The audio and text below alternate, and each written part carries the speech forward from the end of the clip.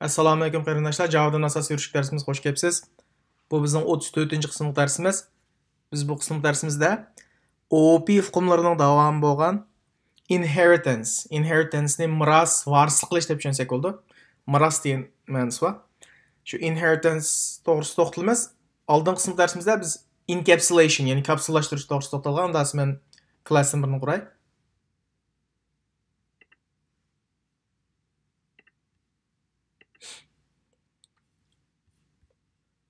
Package-dan birini qurib,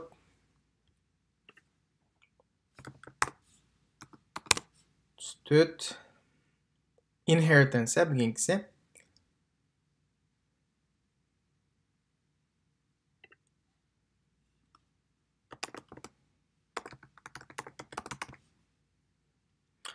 Inheritance demey buni. Mesela animal dey, hayvan deyin gibi. Animal deyin. Animal.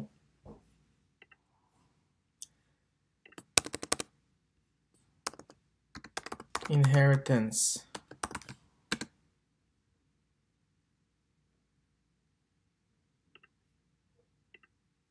Okay. Bu Uyg'urchadagi ma'nosi miros.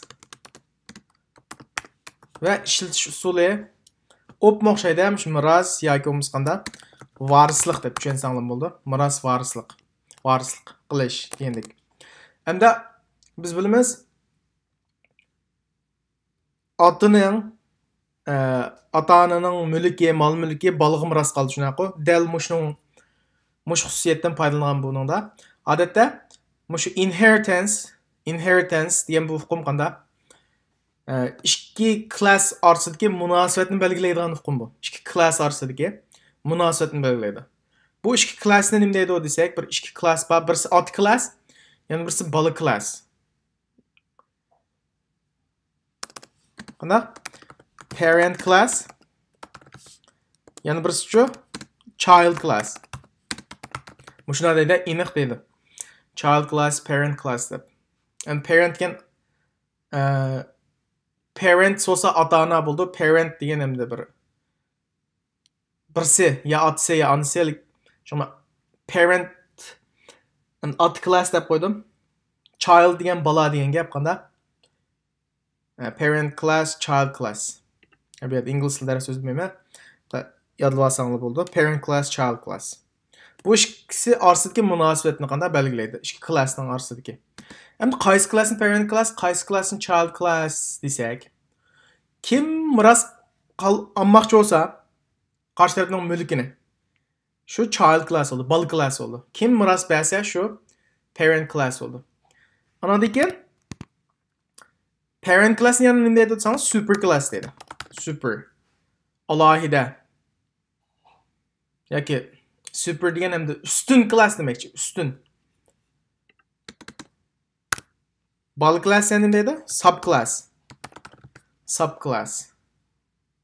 Tuvan turadigan demakchi, tuvanki class degan gap, sub degan. Masalan, suv osti degan submarine deydi, suv osti paraxtini, submarine degandek. Superclass, subclass. Parent class degani superclass. O'xshash, almashtirib ishlatsangiz bo'ldi. Child class degani subclass shu. Ikkisini almashtirib ishlatsangiz bo'laveradi. Unda olsa bu zodi qandan nima degan chog'da mesela animal degan bir umum ism shunaqa. Animal. Hayvon. Hayvonlarning hammasi o'rtaq bir alohidlik bo'ldi. Shunaqa. Masalan, qanday alohidlik bo'ldi desak, sleep. Uxlaydi. Shunaqa?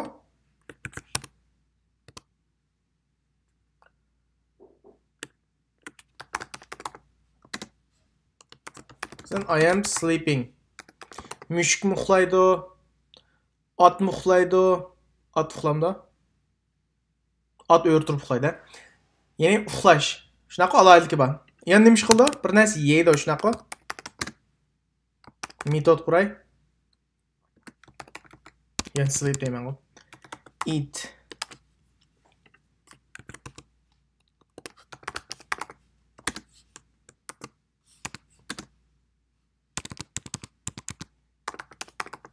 Ses out misib control space masalani chiqadi. I am eating. Hozircha shuni deb turay. Qanday shu xoslikqa harakati, xoslikqa ya'ni method demakchi-ku. Hayvon uxlaydi, birini yeydi shunaqa. Endi biz buni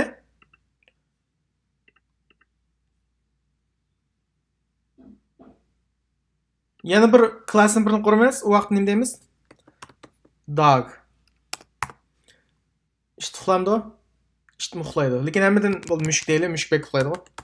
Cat.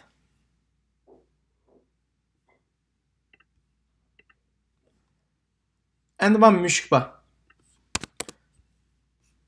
Ma bir class, ma u cat class, ma u qanday animal, ismi animal. Ma u cat shunaqa. Hamda biz ma cat ga qanday qilamiz? Bu catni uxlaydi shunaqa. Uxlanki mashq kod nima?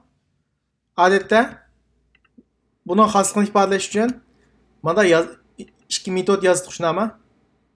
Lekin bunda yozib o'tirishni o'rniga masalan yana bir dog klassini bir qurib, yana qarasangiz yana shunday yozib har qitim kodni yozib berganda uni qanday qilamiz? Mush Javaninki inheritance, mush miros varislik qilish mushu OOP hukmidan foydalanib qanday tejab qolamiz. Biz diqqat qilinglar. Inheritance'ning siz bilgan yana bir bilimsalmaydigan yana bir nuqtali so'z nima? Extends. Encapsulation'ninki private keyword. Mana inheritance'ning qanday extends. Extend degan ma'noda sunmaq, so'zmaq, sunmaq, masalan qo'lingizni sunish yoki o'zing bir narsani yeyish, yaymoq degandek ma'nosi bor.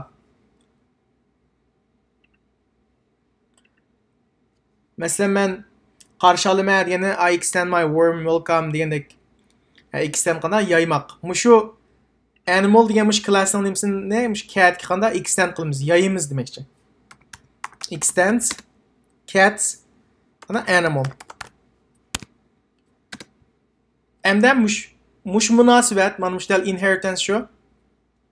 Mana cat degan class animal classga varislik qildi, miros oldi. Hamda miros olgandikilar nima bo'ldi? Ma animal parent class bo'ldi hamda. Parent class yoki super class. Cat child class yoki subclass. Bola oldi, bola otasining birisini oldi shunaqa miros qilib, varislik qilib. Unda bo'lsa, qanday qilamiz? Men bir cat class quray, object quray. Cat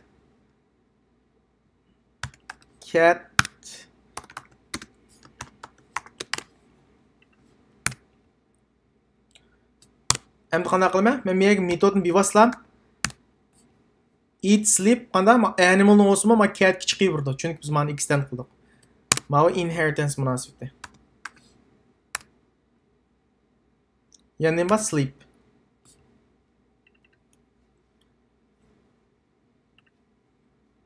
Mana qaranglar. I am eating, I am sleeping. Öz yazmaymi? Boshqa yana bir klassning mazmunini o'ziga miros qilyapti, varis qilyapti. Kod yozishni tejaydi demakchi. Mana bu OOP hukmlaridagi inheritance yoki miros degan hukm shu. Unda bo'lsa, tuyuqsizlar bu animal mo'ylaydi, bu bo'ldi men miros bermayman yoki qarshi taraf ishlatmasin. Demakchi bo'lsa qanday qildi? Siz buningda bilimsan olmaydigan yana bir alqiliq so'z qanday final. O'zining nimasini qanday final qiladi. Classni final qilib etsa ishlatmaydi. Xuddilik private qilib etsa ishlatmagandek. Ma'ni ishlatmaydi u demakchi. Final bu final degan gap. Class bo'lsa, class levelda meni extend qilma demakchi.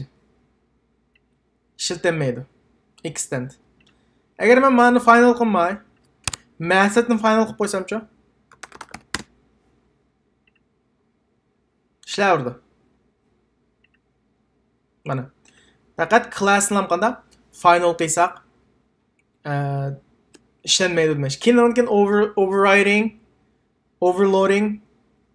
overloading deganda qo'y.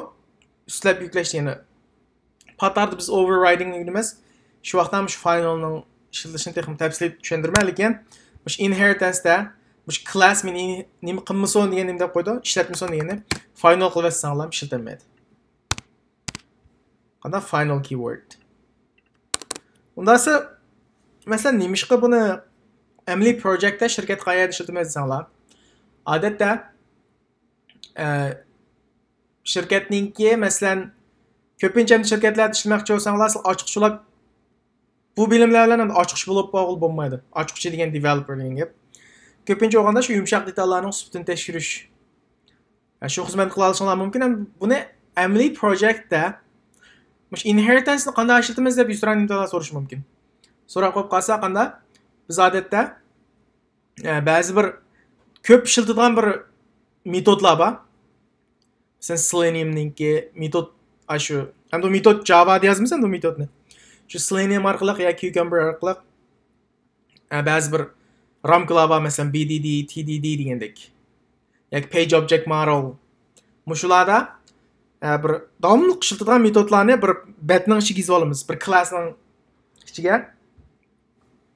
Ham shu classni hamda shirkatning qanday ism qo'ygan bo'lsa, project shunda ism qo'yib oldi. Ya Osman yoki Testbase yoki Osman deb o'zi hali shu project o'xshamaydi. Cho'qim bu birlikka kelgan ism yo'q unda. Hamda shunda bir class bo'ldi. Biz shu classni qanday qilamiz deganda, shu davomli ishlatilgan metodlarni shuning ichiga qo'yib, biz shuni extend qilamiz. Extend qiliblam kodni yana qayta yozib o'tmaymiz demoqchi. Shu yerda ishlatildi.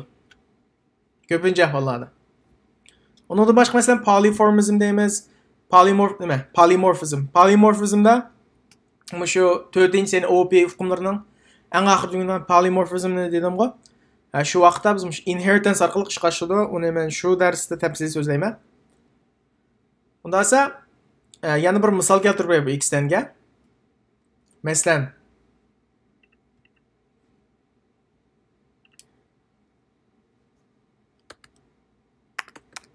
iPhone 3 deyli. iPhone 3. iPhone 3 chiqqanda iPhone 3 ning qanday xususiyati bor-da?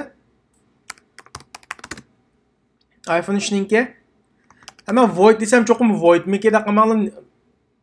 Return type qilsam bo'lar cho'qim bunda bir to'g'ri xato deydigan ish yo'q. Cho'qim void emas. Chunki o'qituvchi so'zligicha menda so'zlayotgan narsa dengizni bo'lsa, dengiz tasavvur qilib so'zlasa, hamda o'rgangan o'quvchi qanday hamda daryoni o'ylab tushunib oladi-da. Shuning bilan masalan metodlarni ma'noda void qilsam shu inheritance ni void qildi o'xshaydi deb qamali. Return type qilsaqmi bo'laverdi. Masalan return type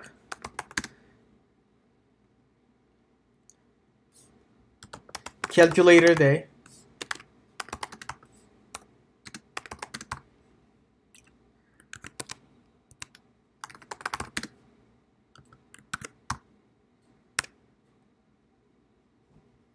Na qo'shishni calculator iPhone 3 da qanda qo'shqili bo'ldi.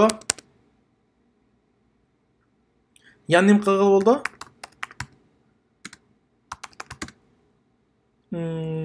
iPhone 3 da taking picture day. Resim tatqili bo'ldi.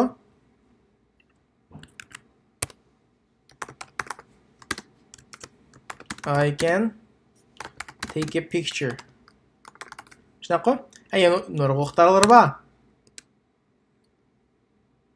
Masalan, iPhone 3 da mush ixtiro bor deb turaylik. Ammo suv qanday? Suv kiritishni oldini ololmaydi. iPhone 3 da unda ixtiro yo'q. Shunaqa? Ham biz bu olma qanday qildi desanglar 4-nashrni ishlab chiqardi.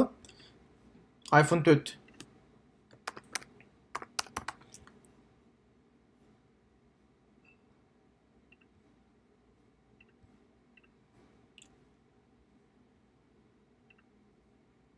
iPhone 4 mi? iPhone qo'yaptimi?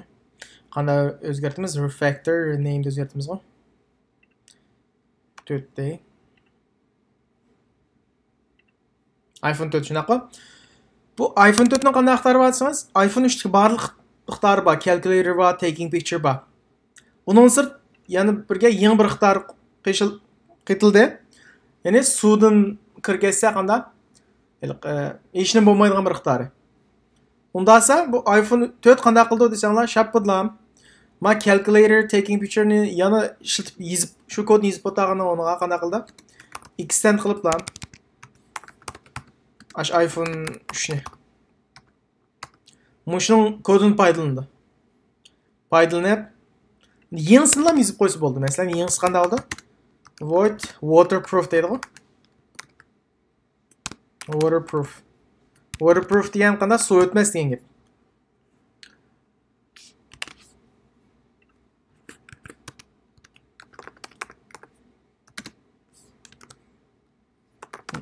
This phone is qanday? Waterproof. Suv o'tmaydi. Endi qog'inga qanday qildi? Xdan qilib o'tgandiklar. Ma calculator bilan taking picture ixtiyorga ega bo'laverdi. Miros qoladi demoqchi. Lekin iPhone 3 bilan iPhone 4 uningda murakkab, bunda qilmaydi. Men faqat sizga inheritance tushuntiryapman.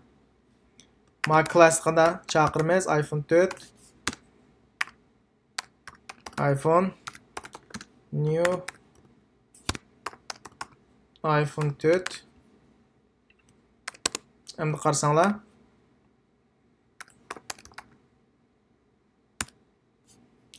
calculator qaranglar calculator yo'q bo'lsa men yerdan foydalanmaydi. Xdan qilib ketishga 4 ga 5 ni qo'shashdan bag'im men faqat calculator deb yozib qo'ydim endi. Yana iPhone 4 ning nimasi bor?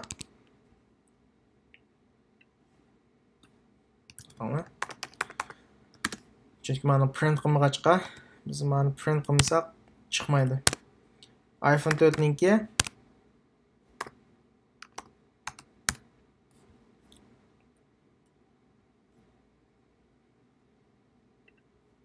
taking picture shundami? iPhone taking picture bor. Endi o'zidan waterproof mi chiqdi?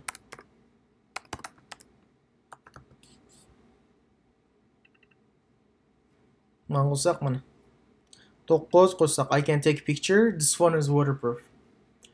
Endi biz yana bir narsa esimizda bo'lsin, inheritance da biz faqat birlam inheritance qila olamiz bir klassga. Miyaga yana birini xdan deb yozg'ili bo'lmaydi. Faqat birlam klass qanda xdan qilamiz. Shuni unutib qolmanglar. Buni so'rashim mumkin Isro'ning imtihonlarida texnikalnikida. Bugungi o'rganganimiz inheritance, miros yoki varislik qilish. Diqqat qiladigan nuqta inheritance ning nimligi? Inheritance nima?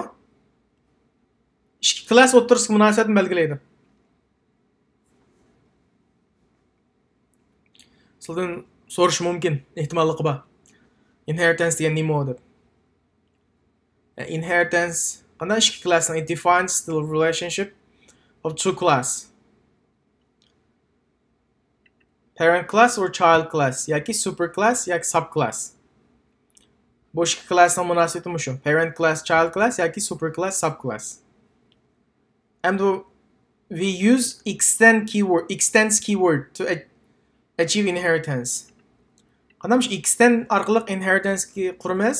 Undan keyin final bilan buni cheklab qo'ya olamiz demoqchi. Meni inheritance nim miros qilmasin degandek-ku. Bugungi darsimiz mushagicha. Tushunmagan nuqtalar bo'lsa, asynchron shaklda qolsangiz bo'ldi. Qarindoshlar ko'proq mashq qilinglar. Rahmat.